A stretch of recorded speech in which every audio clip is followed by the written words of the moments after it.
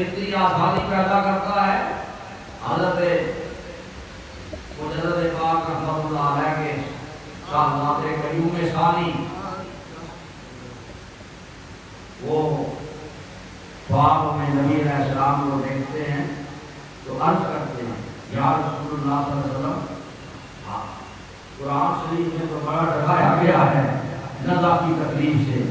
اور آپ کی حدیثیں جو بڑی دھارس دیتی ہیں، دلاسا دیتی ہیں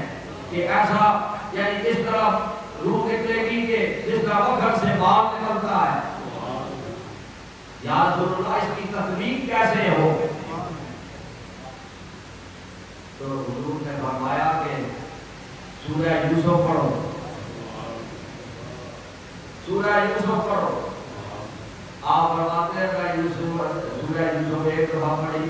سمجھ نہیں آئی، جب دوسری دفعہ پڑھی سمجھ نہیں آئی، جب تیسری دفعہ پڑھی تو یہاں رک گیا کہ جو قرآن میں رب العالمین فرماتا ہے کہ بھائی مصر کی عورتوں میں مصر کی عورتیں جب جمع ہوئی اور حضرت یوسف علیہ السلام نے جب اپنا جلوہ زلیخا نے کہا تھوڑا سا ان کے سامنے آئے، جب یوسف علیہ السلام سامنے آئے تو قرآن کہتا ہے کہ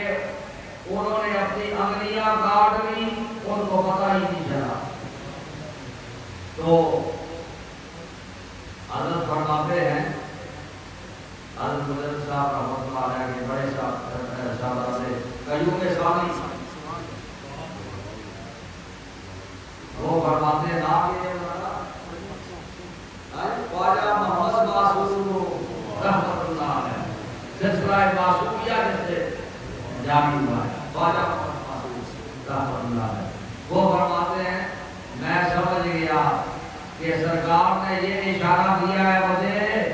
کہ جس وقت وہ تو قرآن میں جو تکلیف ہے تکلیف تو اتنی ہی ہوگی، پر جس وقت میرا غلام دنیا سے جائے گا تو اس وقت اس کے سامنے میں آ جاؤں گا،